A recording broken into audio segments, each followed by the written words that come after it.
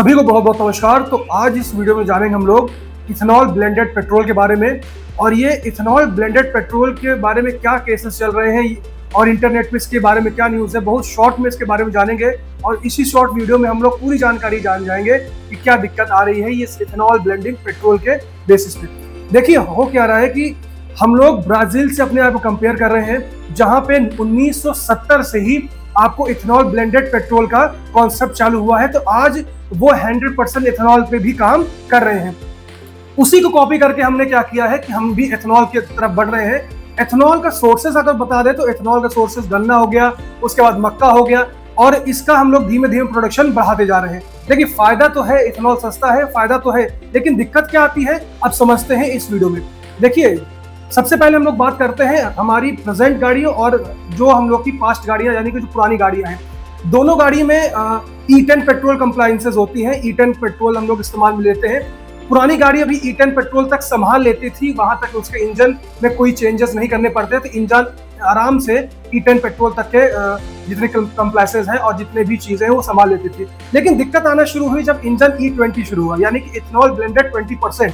तो ethanol blended 20% में हुआ क्या कि इंजन जो है उसको कंप्लीट मॉडिफिकेशन चाहिए था। कंप्लीट मॉडिफिकेशन में क्या चाहिए था, इंजन के पूरा केस सिस्टम में, उसके बाद फ्यूल इंजेक्टर में everything has to be change, मतलब उसके अंदर हर चीज चेंज होना जरूरी था।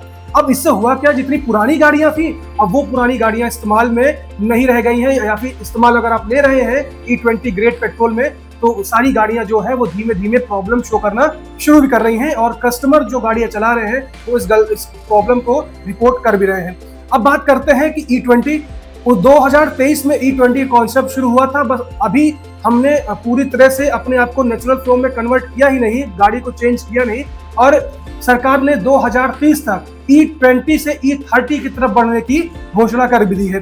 अब दिक्कत क्या है कि E20 का कॉन्सेप्ट इंजन का अलग और E30 का इंजन का मॉडिफिकेशन कॉन्सेप्ट पूरा अलग एकदम हो गया। तो जितनी भी पुरानी गाड़ियां हैं वो एक तरह का इस्तेमाल में रही नहीं गई है। क्यों? क्योंकि जितना ज्यादा उसको आप इस्तेमाल करेंगे उतने ज्यादा उसके इंजनों में दिक्कत आना शुरू होगी, जो कि आपके जेब पे भारी भी पड़ेगा। तो ये एक छोटी सी जानकारी थी जो आपको यहाँ पे बताया गया। इस चीज को नेचुरल फ्लो में नहीं अपने आप को कर रहे हैं, यानी कि एक सिस्टम होता है जिसमें लोग गाड़ियों को या फिर ऑटोमोबाइल को धीमे धीमे अपग्रेड करते हैं, लेकिन सरकार यहाँ पे 5 से 6 साल के अंदर ही अंदर पूरी तरह से कॉन्सेप्ट को बदलना चाहती है।